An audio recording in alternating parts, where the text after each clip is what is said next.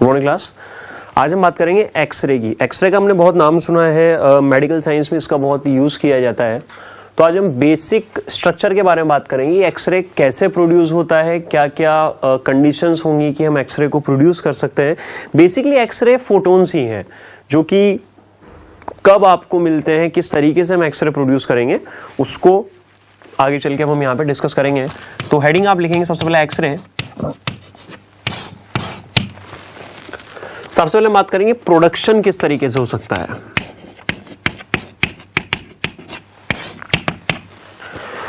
देखिए, एक्सरे की प्रोडक्शन के लिए सबसे पहले हमें यह समझना है कि जब भी किसी हाई एटॉमिक मास के सब्सटेंस के ऊपर, हाई एटॉमिक मास का अगर मान लीजिए एक कोई टारगेट हमने ले रखा है, उसके ऊपर जब कैथोड रे आके टकराती है, यानी कि इलेक्ट्रॉन्स, बेसिकली कैथोड रे क्या होते हैं, इलेक्ट्रॉन्स होते हैं। तो हमारे पास में अगर हाई एटॉमिक मास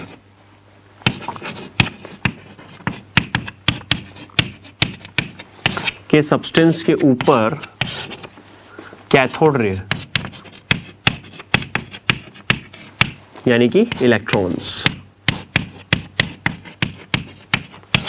आके जब यहां पे टकराते हैं तो यहां से फोटॉन्स निकलते हैं, हाई एनर्जी के फोटॉन्स निकलते हैं। यानी कि हम बोल सकते हैं कि वेवलेंथ जो होगी वो बहुत कम होगी।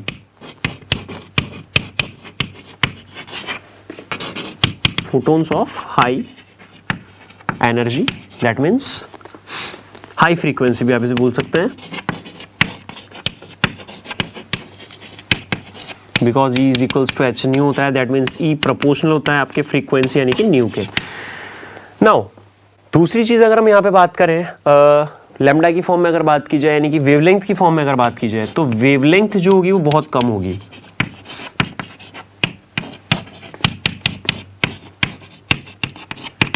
दिस ऑलमोस्ट 0.1 एंगस्ट्रॉम से 100 एंगस्ट्रॉम तक की जो है वेवलेंथ हो सकती है। यानी कि हाई एटॉमिक मास के सब्सटेंस के ऊपर अगर कैथोड रे यानी कि इलेक्ट्रॉन्स, फास्ट मूविंग इलेक्ट्रॉन्स होंगे, वो अगर आके टकराते हैं तो आपको फोटॉन्स मिलते हैं जिनकी एनर्जी हाई होती है, दैट मीन्स फ्रीक्वेंसी हाई होगी। यानी कि खुद से हमें समझना है कि लैम्डा यानी कि वेवलेंथ कम होगी। इस तरीके के फोटोन मिलते हैं और इन फोटोन्स को ही, बेसिकली फोटोन क्या है, लाइट है, एनर्जी एक इलेक्ट्रोमैग्नेटिक वेव की ही फॉर्म है, एक्सरे में वहां पे मिल जाता है। नाउ कुछ हम पॉइंट सबसे पहले देख लें कि सब एक्सरे जो है वो काम किस किस में आते हैं। तो आपके पास में साइंटिफिक एप्लीकेशन से, डिफरेंट साइंटिफिक एप्लीकेशंस में काम आता है। इंडस्ट्रियल एप्लीकेशंस में बहुत सारी इंडस्ट्रियल जो कंपनीज हैं, जो डिफरेंट प्रोडक्शन किया जाता है, वहां पे एक्सरे के अपने अपने कुछ यूजेस हैं। मेडिसिन में, सर्जरी में, रेडियोथेरेपी में बहुत सारे ऐसे फील्ड हैं जहां पे एक्सरे काम में लिया जाता है। तो वो फिलहाल थियोरेटिकल पार्ट हम डिस्कस नहीं करेंगे। आप इन पॉइंट्स को ध्यान रखिए, अगर एग्जाम में आता है तो हम इनके ऊपर कुछ लिख सकते हैं, कुछ भी थ्योरी को हम यहाँ पे डिफाइन कर सकते हैं। नाउ ये बात हुई प्रोडक्शन के बारे में कि एक्सरे का प्रोडक्शन कैसे किया जाएगा। यहां पे मैंने जस्ट एक आपको ओवरव्यू दिया है। अब इसके बाद में बात करेंगे एक्सरे जो होंगे वो कितने टाइप के होते हैं, यानी कि एक्सरेज जो है बेसिकली वो कितने टाइप की होती है। तो फर्स्ट वन है यहाँ पे कैरेक्टरिस्टिक एक्सरे, और दूसरी जो है हमारे पास में वो है कंटिन्यूअस एक्सरे। टाइप्स को अगर देखें तो हमारे पास में दो टाइप्स है। The first one is characteristics x ray,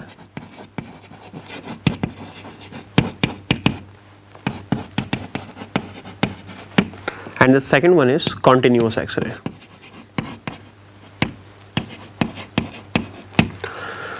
characteristic X-ray कैसे मिलेगी, उसके लिए रिक्वायर्ड कंडीशन क्या है, या किस एक्सरे को कंटिन्यूअस कहा जाता है और किस एक्सरे को कैरेक्टरिस्टिक एक्सरे कहा जाता है और क्यों कहा जाता है, इंपॉर्टेंट चीज वो है, उसको भी हम यहां पे डिस्कस करेंगे। तो सबसे पहले प्रोडक्शन के लिए हम क्या अरेंजमेंट करेंगे, जो लेबोरेटरी में अरेंजमेंट किया जाएगा वो क्या होता है, एक बार सबसे पहले हम उसको डिस्कस करेंगे। तो सबसे पहले एक यहां पे डायग्राम हम बनाएंगे, एक्सपेरिमेंटल अरेंजमेंट क्या रहने वाला है प्रोडक्शन के लिए।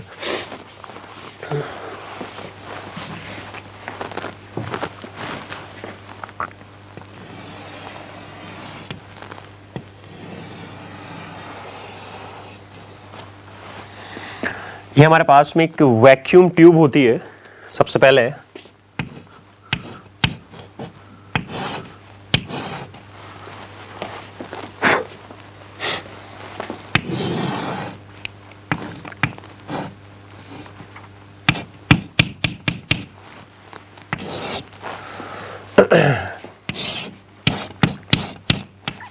अभी एक एक चीज को हम यहाँ पे एक्सप्लेन कर लेंगे, पहले आप डायग्राम बना लीजिए।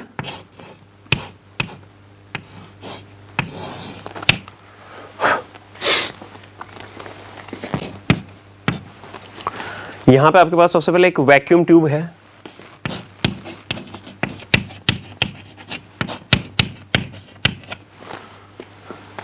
ये हमारे पास target material,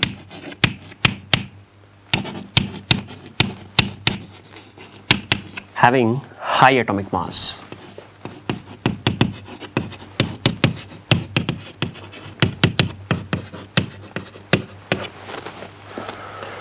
is it clear? Now यहां पे हमने लिया हुआ है, this is for filament voltage.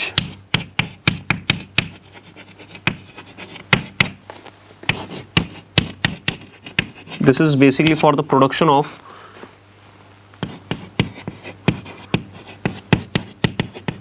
Electrons. Cathode ray के प्रोडक्शन के लिए अरेंजमेंट हमने यहां पे किया है। वी हैव कॉलीमेटर, यहां पे कॉलीमेटर होगा,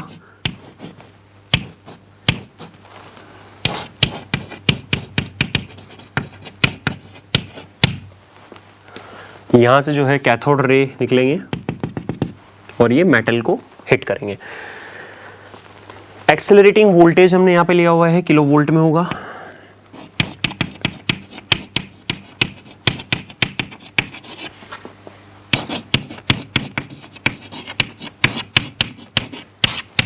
this is going to be in KV, kilo volt.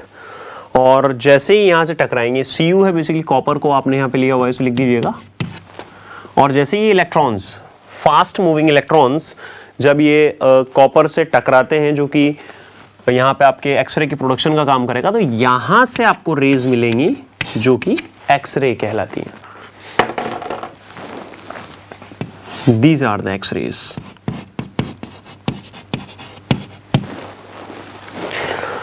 तो ये एक बिल्कुल बेसिक सी हमने एक्सपेरिमेंटल अरेंजमेंट को देखा। होगा क्या, यहां से देखिए फिलामेंट लगा हुआ है जिसमें यहाँ पे जब करंट फ्लो होगा तो इलेक्ट्रॉन्स यहाँ से ये इमिट करता है, इलेक्ट्रॉन यहाँ पे निकलेंगे। जैसे इलेक्ट्रॉन निकलते हैं, ये एक्सेलरेटिंग वोल्टेज उनको अपनी तरफ खींचने का काम करेगा, बिकॉज जो पॉजिटिव है वो इलेक्ट्रॉन्स को अट्रैक्ट करेगा।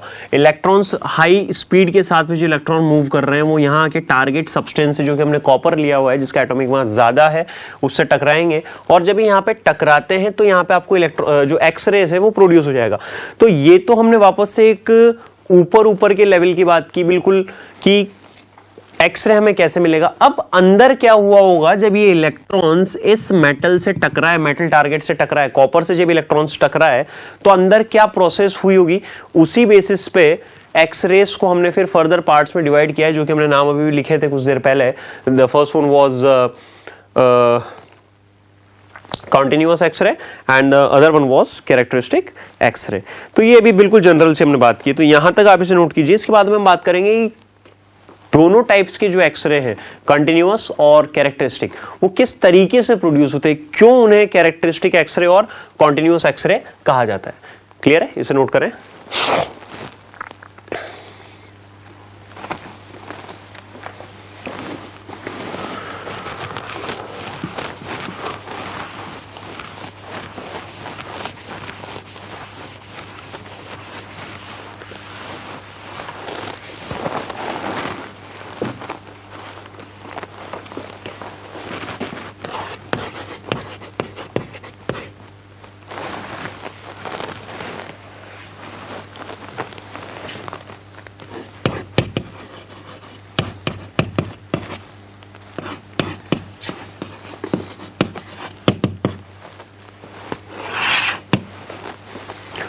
कैरेक्टरिस्टिक्स एक्सरे की बात करेंगे।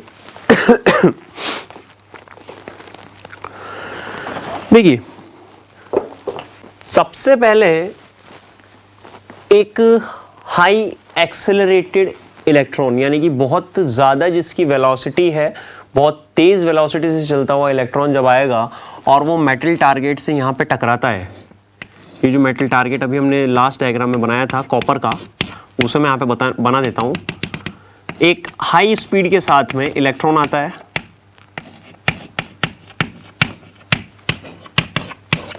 जो इस मेटल टारगेट से टकराएगा, तो वो आकर जब इस कॉपर के किसी एक पर्टिकुलर एटम से टकराएगा तो वहां से वो इलेक्ट्रॉन्स को बाहर निकाल देता है। इसको समझने की कोशिश कीजिएगा। बीच में होता है आपके पास में न्यूक्लियस और उसके चारों तरफ इलेक्ट्रॉन्स जो हैं वो डिफरेंट डिफरेंट रेडियस की सर्कुलर ऑर्बिट्स में चक्कर लगाते हैं। इसको हम ऑलरेडी डिस्कस कर चुके हैं, क्लियर है। तो मान लीजिए ये इलेक्ट्रॉन्स में बना रहा हूं यहां पे डॉटेड,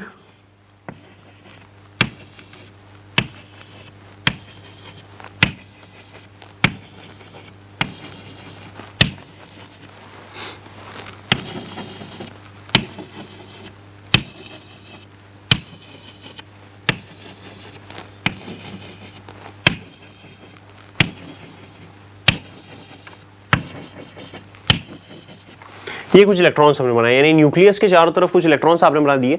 अब जब ये हाई स्पीड के साथ में मूव करता हुआ इलेक्ट्रॉन आके आपके मेटल टारगेट से टकराता है, तो ये क्या करता है कि किसी न किसी एक इलेक्ट्रॉन को अपने प्लेस से, यानी कि अपनी जो स्टेबल ऑर्बिट थी वहां से ये बाहर निकाल देता है। लेट्स से कि इलेक्ट्रॉन आया, आई से मैं इसे डिनोट कर रहा हूं, दैट इज इंसिडेंट इलेक्ट्रॉन। टकराने के बाद में ये कहीं चला जाएगा और यहां का जो इलेक्ट्रॉन था ये इस टक्कर की वजह से, कॉलिजन की वजह से अपनी जगह से निकल जाएगा। जब ये अपनी जगह से निकलता है तो अपर शेल का कोई दूसरा इलेक्ट्रॉन यहां पे जो वैकेंसी क्रिएट हुई है उसे फिल करने के लिए यहां पे आ जाता है।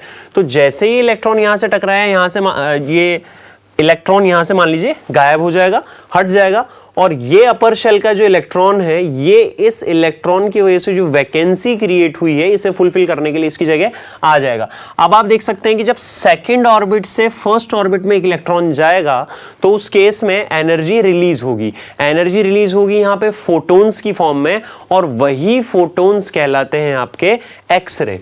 वही फोटोन क्या कहेंगे, उन्हें एक्सरे कहेंगे। तो बहुत ही सिंपल सी प्रोसेस है, एक बार फिर से मैं आपको एक्सप्लेन करता हूं, डायग्राम को ध्यान से देखिएगा। हाई स्पीड के साथ में एक इलेक्ट्रॉन आ रहा है जो मेटल टारगेट से टकरा रहा है। बेसिकली वो मेटल टारगेट से ना टकरा के वो मेटल टारगेट के किसी एटम से टकरा रहा है। जब ये किसी एटम से टकराएगा यानी कि उसकी टक्कर होगी किसी न किसी पर्टिकुलर इलेक्ट्रॉन से। हाई स्पीड के साथ था तो वो इलेक्ट्रॉन को अपनी जगह से हटा देगा, डिस्प्लेस कर देगा।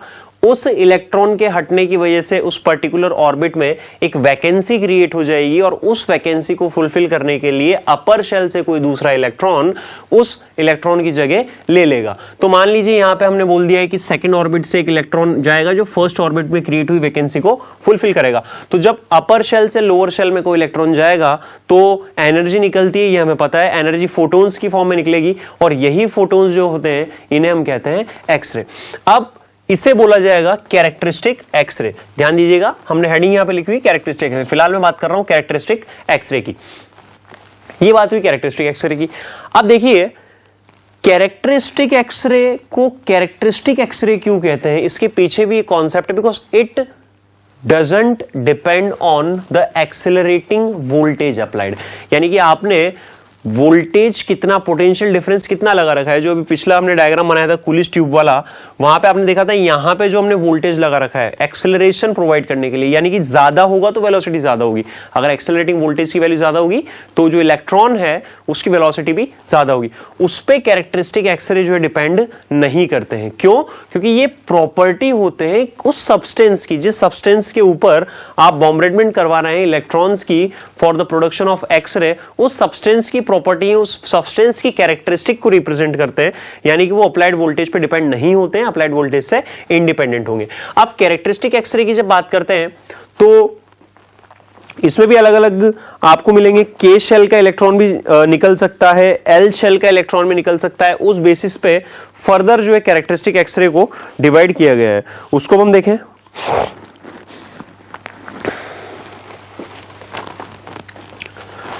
तो एक डायग्राम और यहां पे बनाएंगे।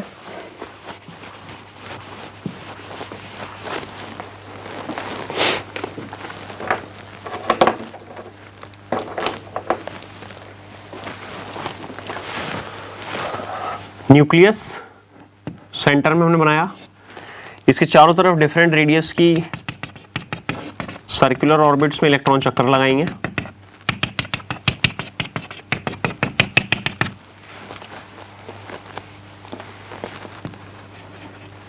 इलेक्ट्रॉन्स यहां पे बना देता हूं मैं कुछ,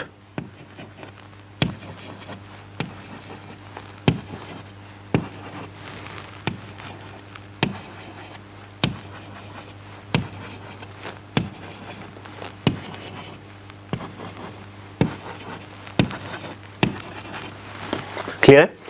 मान लीजिए इलेक्ट्रॉन आ रहा है और वो एक और यहां पे ऑर्बिट बना देते हैं हम, जिससे कि पूरा का पूरा हम यहीं पे इसे एक्सप्लेन कर पाए। ओके,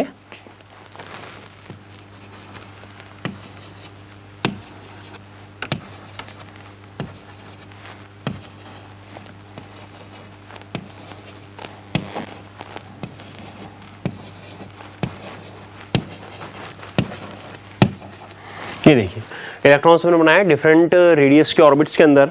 नाउ एक इलेक्ट्रॉन आएगा हाई स्पीड के साथ में, और वो मान लीजिए के शेल से, के शेल क्या होती है जो आपके फर्स्ट ऑर्बिट उसे कहा जाएगा, तो first orbit is K shell, second orbit is L, third is M, fourth is N and so on. तो मान लीजिए कि जो इलेक्ट्रॉन आया था वो आकर के शेल के इलेक्ट्रॉन से टकराता है और उससे अपने प्लेस से डिस्प्लेस कर देगा। तो यहां से ये इलेक्ट्रॉन जो है वो हट चुका है। अब ये जो वैकेंसी क्रिएट हुई है इसे भरने के लिए अपर शेल से इलेक्ट्रॉन जाएंगे। अब देखिएगा, अगर मान लीजिए एल शेल से यानी कि सेकंड शेल से इलेक्ट्रॉन जाता है, अगर सेकंड शेल से इलेक्ट्रॉन जाता है तो इसे बोला जाएगा K alpha X ray. Is that clear? अगर के शेल का इलेक्ट्रॉन अपने प्लेस से डिस्प्लेस हुआ है, यानी कि जो हाई स्पीड के साथ में इलेक्ट्रॉन आ रहा था वो के शेल के इलेक्ट्रॉन से टकराया है, तो के सीरीज की एक्सरे का प्रोडक्शन होगा। अब के सीरीज में फर्दर हमने डिवाइडेशन किया हुआ है, के अल्फा, के बीटा, के गामा, के डेल्टा। इनकी अब हम बात कर रहे हैं। तो ये किस तरीके से मैं देख सकता हूं, देखिएगा कि अगर के शेल का इलेक्ट्रॉन हटा, उस वैकेंसी को फुलफिल करने के लिए अपर शेल से इलेक्ट्रॉन आएंगे। अब मान लीजिए इलेक्ट्रॉन अगर आ रहा है सेकंड शेल से, यानी कि एल शेल से इलेक्ट्रॉन आ रहा है, तो इसे बोला जाएगा के अल्फा एक्सरे। ठीक है, दूसरी पॉसिबिलिटी क्या हो सकती है कि इस के शेल की वैकेंसी को फुलफिल करने के लिए एल यानी कि सेकंड ऑर्बिट से इलेक्ट्रॉन ना आके थर्ड से है, यानी कि एम शेल से अगर आए तो हो सकता है कि ये इलेक्ट्रॉन आ रहा हो, तो इस इलेक्ट्रॉन को क्या कहा जाएगा, this is going to be K beta X ray. यहां पे जो अब एक्सरे प्रोडक्शन होगा उसे क्या कहा जाएगा, के बीटा। हम मान लेते हैं कि तीसरी जो है ऑर्बिट से भी इलेक्ट्रॉन नहीं आ रहा है, चौथी ऑर्बिट से इलेक्ट्रॉन आ रहा है, यानी कि अब जो ये वैकेंसी क्रिएट हुई है ये फुलफिल की जाएगी फोर्थ ऑर्बिट के इलेक्ट्रॉन से। तो ये जो फोर्थ ऑर्बिट के इलेक्ट्रॉन की वजह से, इलेक्ट्रॉन के फर्स्ट ऑर्बिट में आने की वजह से जो फोटोन रिलीज होगा, जिसकी एनर्जी जो होगी वो काफी ज्यादा हाई होने वाली है, इट इज नोन एज के गामा एक्सरे।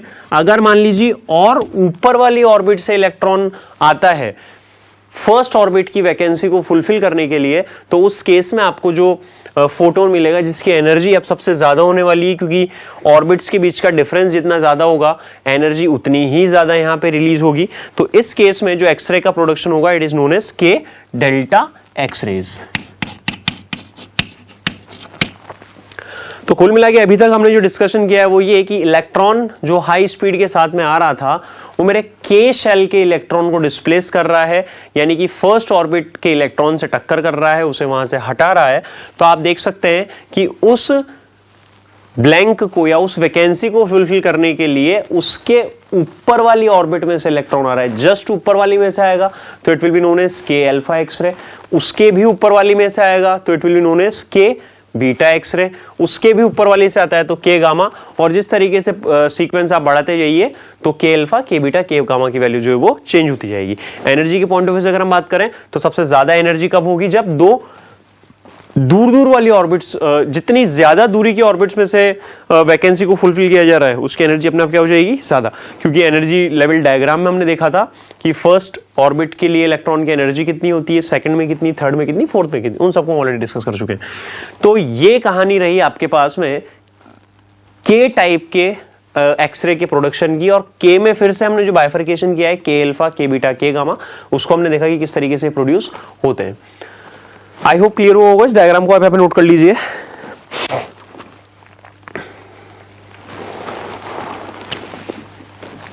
उसके बाद में एल सीरीज के एक्सरे की हम बात करेंगे। ये अभी हमने बात की है एक्सरे ऑफ के सीरीज।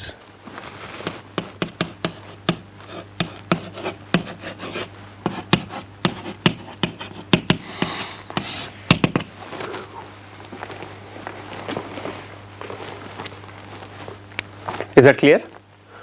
नाउ हम मूव करेंगे एल सीरीज के ऊपर।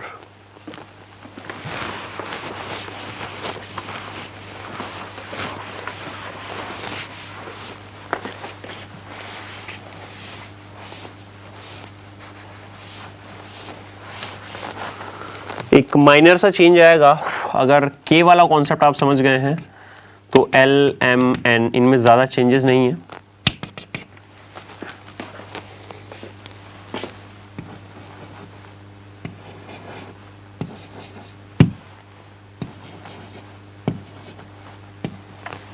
देखिए अब मैं बात कर रहा हूं यहां पे एल सीरीज एक्सरे की।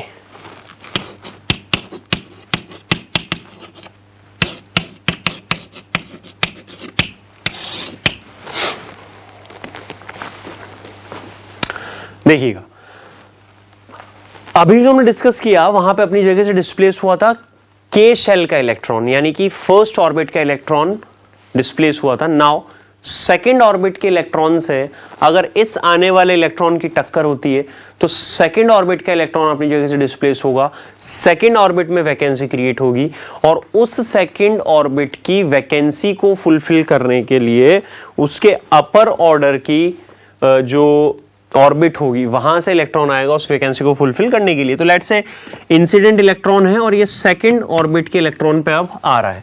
जैसे ही यहां आएगा इसे डिस्प्लेस कर देगा यहां से। अब इस वैकेंसी को फुलफिल करेगा या तो थर्ड ऑर्बिट का इलेक्ट्रॉन या फोर्थ ऑर्बिट का इलेक्ट्रॉन या उसके अपर ऑर्बिट के इलेक्ट्रॉन। तो फर्स्ट केस में यहां पे मान के चलता हूं कि थर्ड ऑर्बिट के इलेक्ट्रॉन से इस सेकेंड ऑर्बिट की वैकेंसी को फुलफिल किया जाता है। तो यहां से जो फोटोन निकलेगा it will be known as L alpha X ray. क्या कहेंगे इसे? एल अल्फा एक्सरे से कहेंगे। इसी तरीके से मान लीजिए इस वैकेंसी को अगर सेकेंड ऑर्बिट की इस वैकेंसी को थर्ड ऑर्बिट का इलेक्ट्रॉन फुलफिल ना करके फोर्थ ऑर्बिट का इलेक्ट्रॉन फुलफिल करता है, यानी कि ये वाला केस, तो इस सीरीज को कहा जाएगा एल बीटा एक्सरे।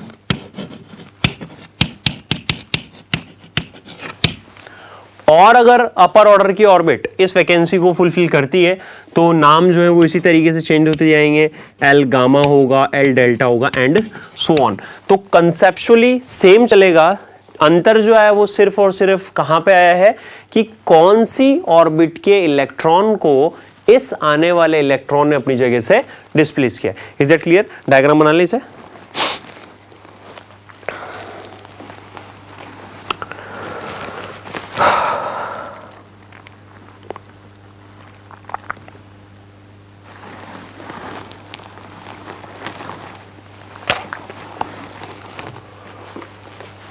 क्लियर है?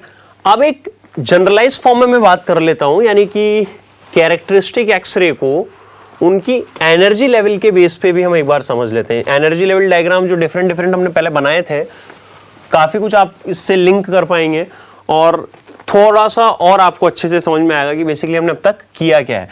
तो ये मैं वापस से न्यूक्लियस बना रहा हूं, इसके चारों तरफ डिफरेंट ऑर्बिट, डिफरेंट रेडियस की ऑर्बिट्स हमने बनाई।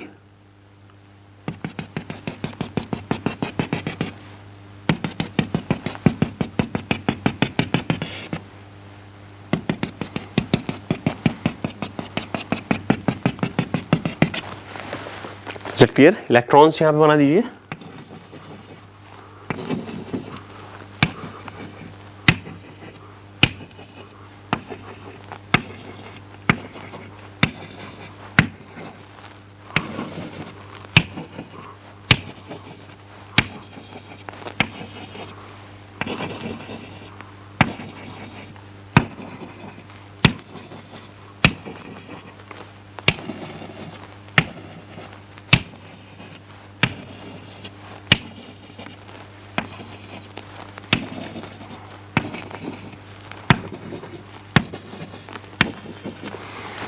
आप देखते हैं यहाँ पे कौन सी सीरीज कब बनेगी, इसको फिर से एक बार फटाफट से हम देख लेते हैं बिल्कुल शॉर्ट में।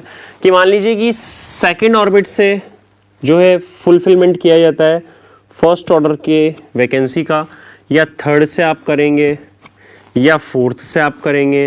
ये डिफरेंट डिफरेंट पॉसिबिलिटीज हमने यहाँ पे बनाई है। एनर्जी लेवल डायग्राम में अगर हम इन्हें रिप्रेजेंट करें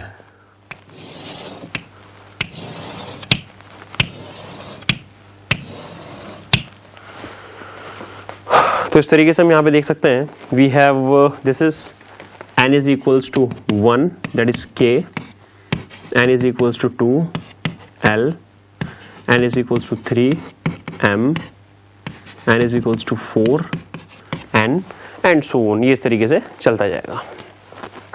क्लियर है? येलो कलर से मैंने यहां पे बनाने की कोशिश की है आपके लिए के सीरीज को। तो के सीरीज कब कब बनेगी? सेकंड से फर्स्ट में आए, थर्ड से फर्स्ट में आए, फोर्थ से फर्स्ट में आए, फिफ्थ से फर्स्ट में आए। दैट इज ये आपके पास है K alpha series, K beta series, K gamma and this is for K delta. Is that clear? Electrons जो है सारे के सारे फाइनली पहुंच कहां पे रहे हैं? फर्स्ट ऑर्बिट में, यानी कि n इज इक्वल्स टू 1 में। सेकंड से आएगा तो ये कही जाएगी के अल्फा, इससे आप कहेंगे के बीटा, इससे आप कहेंगे के गामा और इससे आप कहेंगे फाइनली के डेल्टा। तो काफी आसान है, यहां से आप समझ सकते हैं इसे। नाउ अब आप बात करें अगर एल सीरीज की, तो L alpha, L beta, L gamma, इनको मैं किस तरीके से रिप्रेजेंट कर सकता हूं उससे हम देखें। ये पूरी की पूरी क्या कहलाएगी? के सीरीज। दिस इज फॉर के सीरीज। अब बात करें एल सीरीज की, एल सीरीज को मैं यहां पे ब्लू कलर से रिप्रेजेंट करने जा रहा हूं, तो उसे ध्यान से देखिएगा। फाइनल इलेक्ट्रॉन कहां पे आएगा? सेकेंड ऑर्बिट में। थर्ड से आ सकता है, फोर्थ से आ सकता है, या और अपर से भी आ सकता है। तो आप देखें this is L alpha, this is L gamma, this will be alpha beta gamma, this is for L alpha, this is L beta and here we have L gamma. तो ये जो सीरीज आपको मिली it is L series. Is that clear? Now उसके बाद मैं pink colour पर आ रहा हूं और मैं सीरीज बना रहा हूं आपके लिए एम सीरीज। एम सीरीज में इलेक्ट्रॉन जो फाइनली टर्मिनेट होगा वो होगा n इज इक्वल्स टू 3 पे। फोर्थ से आ सकता है या उसके ऊपर से कहीं से आ सकता है। तो this will represent M series. Here we have M alpha, M beta and so on. तो here we have the M series. तो इस तरीके से आप इन दोनों डायग्राम्स को कंपेयर करके आसानी से याद रख सकते हैं कि कब कौन सी सीरीज यहां पे फॉर्म होगी। ग्राफिकल एनालिसिस की अगर यहां पे बात की जाए तो अगर आप ग्राफ ड्रॉ करना चाहेंगे इंटेंसिटी और वेवलेंथ के बीच में, तो कैरेक्टरिस्टिक्स एक्सरे आपको इस तरीके से मिलती हैं एंड सो। ये जो पीक्स आपको मिल रहे हैं, दिस इज लेट्स से for lambda 1, this is lambda 2, lambda 3, lambda 4। ये जो पीक वैल्यूज हैं यही रिप्रेजेंट करते हैं आपके कैरेक्टरिस्टिक को।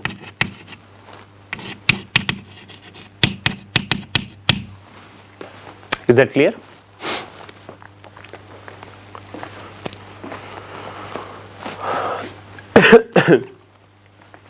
नोट करें इसे।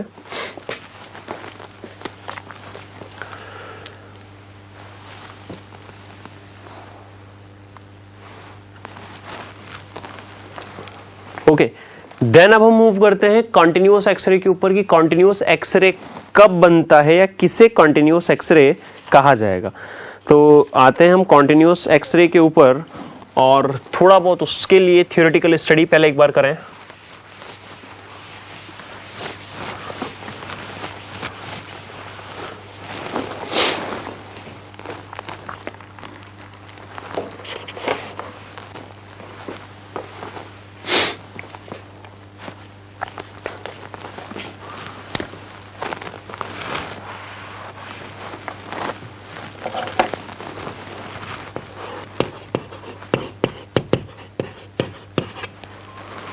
We have continuous x ray.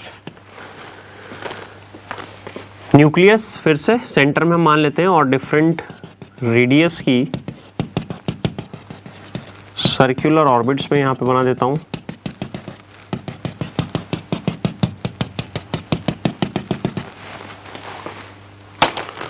Electrons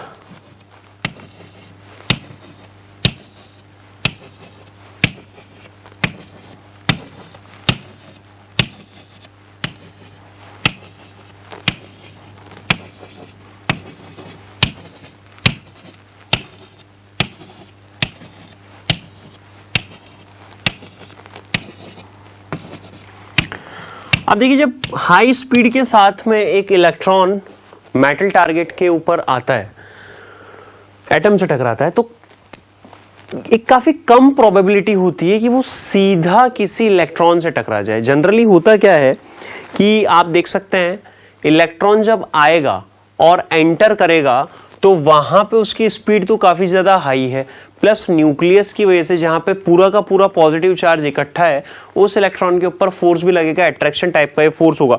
तो लेट्स से एक इलेक्ट्रॉन आया, इंसिडेंट इलेक्ट्रॉन EI से मैं रिप्रेजेंट कर रहा हूं, ये जो है यहां पे डिफ्लेक्ट हो जाएगा। This is due to the attraction of the nucleus. इसकी एनर्जी में यहां पे चेंज आता है, काइनेटिक एनर्जी में इसकी क्या आ सकता है, देखिए चेंज आ सकता है। काइनेटिक एनर्जी में यहां पे लॉस होगा, और काइनेटिक एनर्जी में जो लॉस होता है वही एनर्जी की फॉर्म में जो है बाहर भी निकलता है, एक फोटोन की फॉर्म में बाहर निकलेगा। जब एनर्जी निकल रही है दैट मीन्स वहां पे एक फोटोन वो रेडिएट करेगा, और वो फोटोन भी यहां पे एक्सरे को ही रिप्रेजेंट करता है। देखिए होता क्या है कि अगर मान लीजिए आपने एक्सेलरेटिंग वोल्टेज V काम में ले रखा है,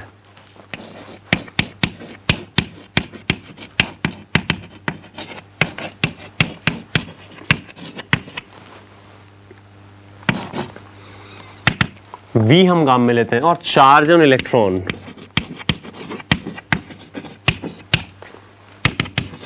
E हम ले, तो जो kinetic energy of the electron होगी, it is let's say half mv²।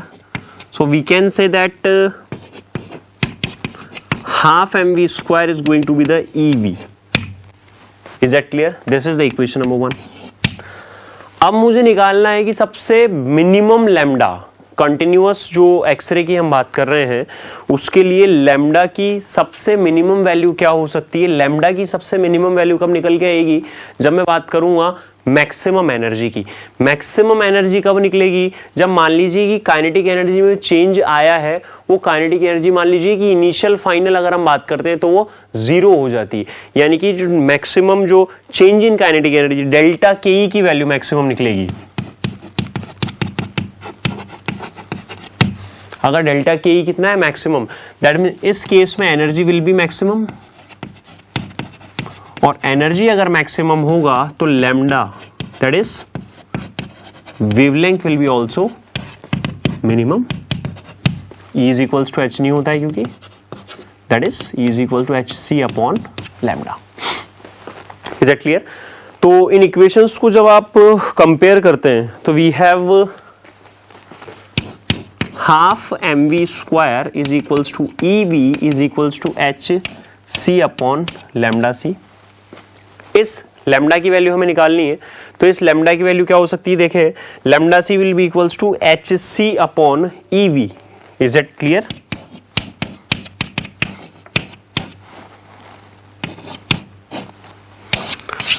H और C और E जो है यहाँ पे कांस्टेंट है, इन कांस्टेंट की जब आप वैल्यू पुट करते हैं तो you have a value closer to something 12431 upon V angstrom. Here V is voltage. ये लैम्डा की वैल्यू हमारे पास में निकल के आती है। This is the shortest wavelength. ये क्या होगा, शॉर्टेस्ट वेवलेंथ होगा। और कंटिन्यूअस एक्सरे को अगर आप ग्राफिकल फॉर्म में रिप्रेजेंट करें तो इनका जो ग्राफ है, इंटेंसिटी और लैम्डा के लिए मैं फिर से ग्राफ बना रहा हूं यहां पे, तो हमें कुछ ग्राफ जो मिलेगा वो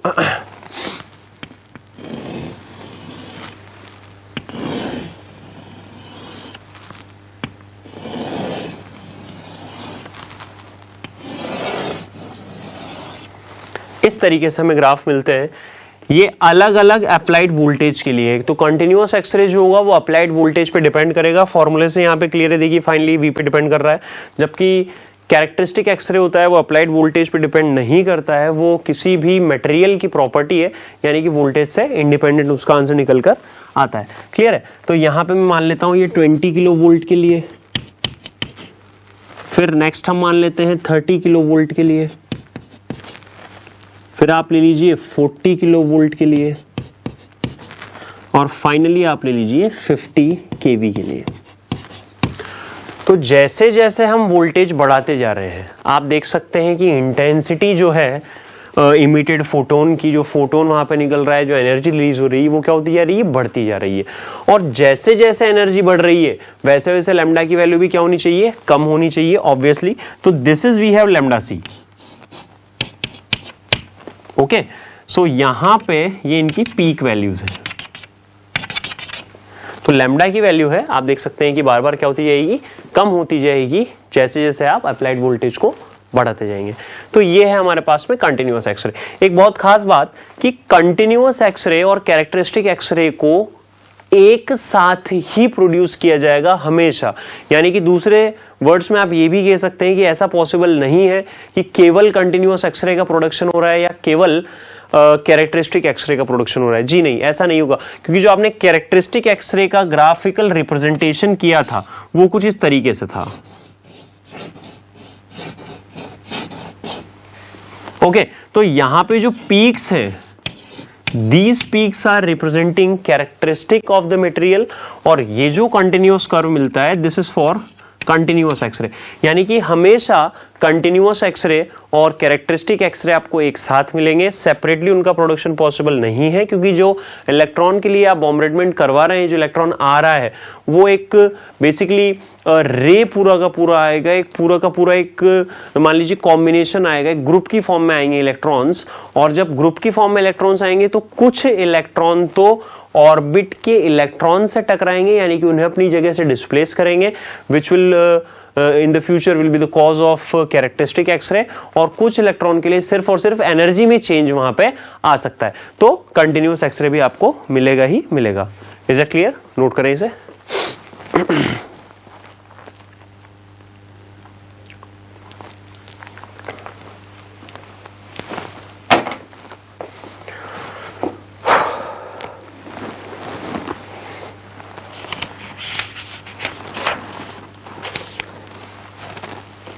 उसके बाद में अब कुछ न्यूमेरिकल प्रॉब्लम्स को हम डिस्कस कर लेते हैं एक्सरे पर based.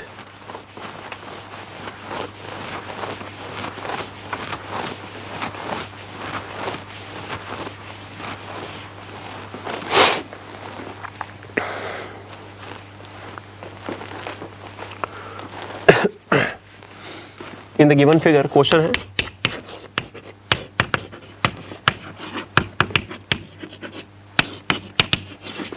find k alpha and k beta। k alpha और k beta को आपको फाइंड करना है। जो फिगर आपको दिया हुआ है इट इज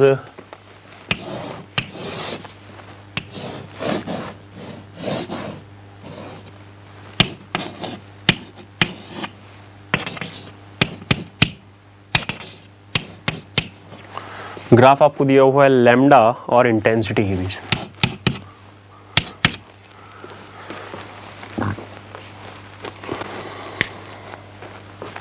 देखिए किस तरीके से हम बात कर सकते हैं। हमें ये पता है कि के अल्फा और के बीटा के बारे में अगर हम दोबारा रिकॉल करें, हमने अभी जो स्टडी की है, तो दोनों के सीरीज की बात यहां पे हो रही है। सबसे पहले इस तरीके से अप्रोच कीजिएगा, दोनों के सीरीज की बात हो रही है, यानी कि कैरेक्टरिस्टिक एक्सरे में जो हम देखते हैं के सीरीज कब मिलती है? जब फर्स्ट ऑर्बिट से इलेक्ट्रॉन बाहर निकला हो। फर्स्ट ऑर्बिट से इलेक्ट्रॉन बाहर निकलेगा, उसकी वैकेंसी को फुलफिल करने के लिए जो है ऊपर वाली ऑर्बिट से इलेक्ट्रॉन्स आएंगे। अब ज्यादा एनर्जी हमें कब मिलती है? ज्यादा एनर्जी हमें मिलती है जब जिस ऑर्बिट के इलेक्ट्रॉन ने वैकेंसी को फुलफिल किया है वो डिफरेंस ज्यादा होना चाहिए। एनर्जी डिफरेंस अगर ज्यादा होगा तो एनर्जी भी ज्यादा रिलीज होगी। सेम कॉन्सेप्ट यहां पे हम अप्लाई कर रहे हैं। एनर्जी जहां पे ज्यादा वहां पे लैम्डा होता है कम, एनर्जी अगर ज्यादा होगी तो लैम्डा क्या होगा, कम। तो आप देख सकते हैं कि यहाँ लैम्डा 1 और लैम्डा 2 में से कौन कम है, लैम्डा 1 कम है और लैम्डा 2 ज्यादा है।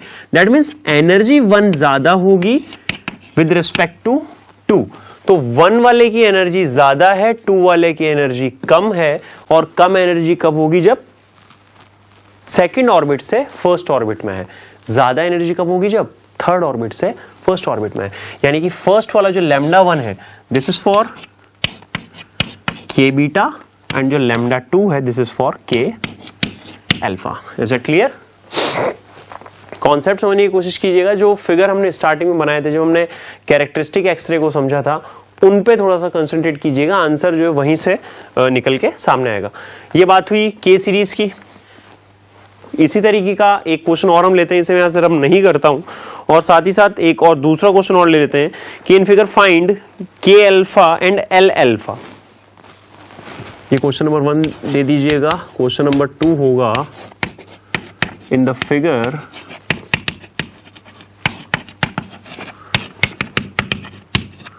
फाइंड के alpha and L alpha, I think. Yes. अब यहां पे देखिए थोड़ा सा जो वेरिएशन आया है क्वेश्चन में, वो क्या आया है कि ग्राफ पहले मैं बना दूं। ग्राफ सेम सा है, सेम ही ग्राफ है। This is for intensity, this is for lambda. Here we have lambda 1 and here we have lambda 2। This is 1 2। अब यहां पे फिर से सबसे पहले नोटिस कीजिएगा कि सीरीज कौन से की बात कर रहा है। कैरेक्टरिस्टिक का क्वेश्चन है, के सीरीज और एल सीरीज की बात कर रहा है। यानी कि एक वैकेंसी क्रिएट हुई है आपके पास में फर्स्ट ऑर्बिट में, दूसरी वैकेंसी क्रिएट हुई है सेकंड ऑर्बिट में। एल अल्फा और एल बीटा, एल अल्फा और के अल्फा को हमें पूछा गया है। यानी कि अल्फा का मतलब हम बोल सकते हैं कि इतना जो सब कुछ हमने स्टडी किया है, हम इस रिजल्ट पे पहुंच सकते हैं कि अगर जस्ट ऊपर वाली से वैकेंसी फुलफिल की जा रही है, जहां पे वैकेंसी क्रिएट हुई है उस वैकेंसी को जस्ट ऊपर वाली ऑर्बिट की हेल्प से या जस्ट ऊपर वाली ऑर्बिट के इलेक्ट्रॉन की वजह से फुलफिल किया जा रहा है, तो आपको अल्फा सीरीज यहां पे मिलने वाली है। तो आप देख सकते हैं कि अगर मैं बात करूं के अल्फा की, यानी कि इलेक्ट्रॉन कहां से कहां जा रहा होगा, 2 से 1 में जा रहा होगा। अगर आप बात करें एल अल्फा की, यानी कि इलेक्ट्रॉन 3 से 2 में जा रहा होगा। एनर्जी डिफरेंस कहां का ज्यादा होता है, 2 से 1 का या 3 से 2 का। यहां की एनर्जी से ऑब्वियसली ज्यादा होगी। यानी कि आप ये बोल सकते हैं कि के अल्फा की एनर्जी ज्यादा होने वाली है और एल अल्फा की एनर्जी कम होने वाली है। एनर्जी जहां ज्यादा, लैम्डा वहां कम। लैम्डा कम कहां है, लैम्डा 1 पे। यानी एनर्जी लैम्डा 1 पे क्या होगी, ज्यादा होगी। यानी कि 1 point is for transaction of K alpha and 2 is for L alpha.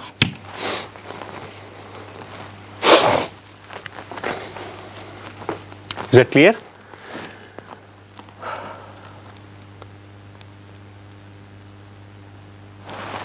Now, next question देखेंगे।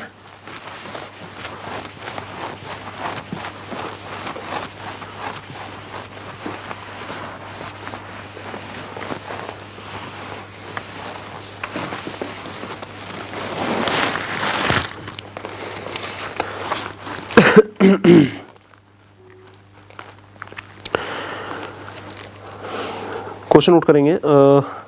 N X ray tube operates at 20 kilovolt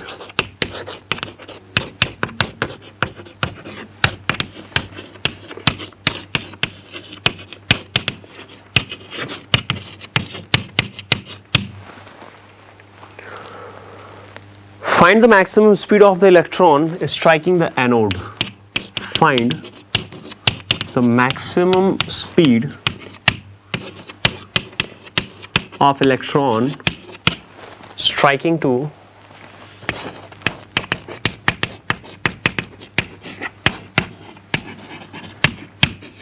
anode given the charge on the electron is this and the mass of electron। ये आपको दिया हुआ है लेकिन आपको ध्यान होना चाहिए, चार्ज एंड मास हम लिखते नहीं है ना। देखिए पोटेंशियल डिफरेंस जो हमने अप्लाई किया हुआ है, it is simply given by 20 into 10⁻³ volt। Charge on electron भी है 1.6 into 10⁻⁻19 कूलम and the mass of electron we have 9.1 into 10⁻⁻³ 31 kg. So what we have to do? We have EV is equals to half mv square. Here capital V is voltage and small v is velocity, speed जो क्या वो find करनी है. So 2 EV is equals to mv square. We have V is equals to under root 2 EV upon m. सारी की सारी values आपको दी गई हैं. जब आप वैल्यूज को रख के सॉल्व करेंगे, so we have something closer to 8.4 into 10 to the power 7.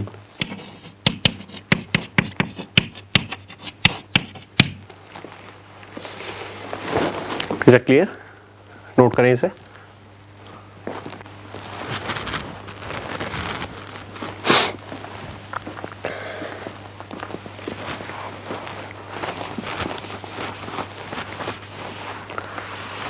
Next question में मूव करेंगे हम.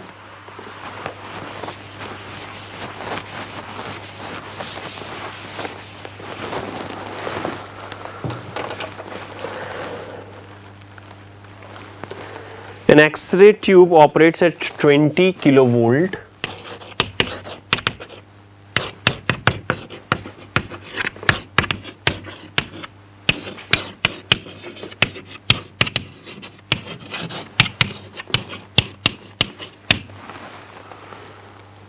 A particular electron loses 5% of its kinetic energy.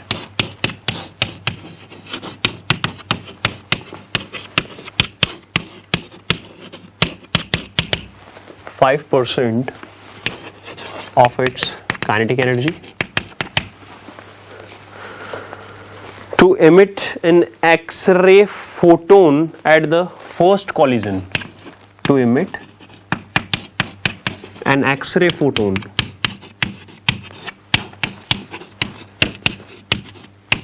at first collision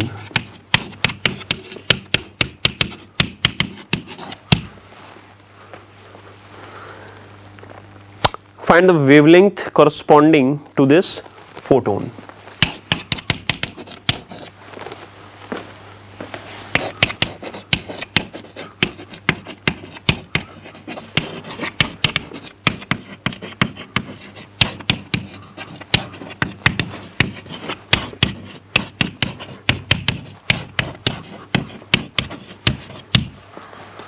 आपसे बोला गया है कि एक्सरे ट्यूब जो कि 20 किलो वोल्ट पे हम काम में ले रहे हैं, that is 20 into 10 to the power 3 volt.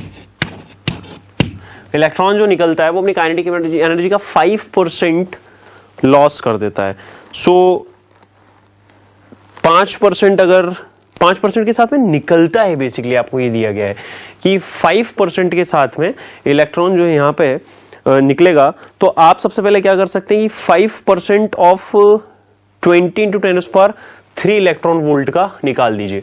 तो you have 0.05 into 20 into 10 to the power 3. So what we have something closer to 10 to the power 3 electron volt. This is the energy we have got. ये energy हमारे पास में है. इस energy से कितना lambda निकलेगा? We have E is equals to h nu, that is hc upon lambda. We have to calculate lambda, that is hc upon E. H आपके पास में कांस्टेंट है, प्लैंक कांस्टेंट. C आपके पास में कांस्टेंट है, that is speed of light. और E energy भी आप निकाल चुके हैं 10 to the power 3. वैल्यू आप पुट करेंगे. We have the value lambda 1.24. The unit is going to be nm, nanometre. Clear? Note करेंगे इसे.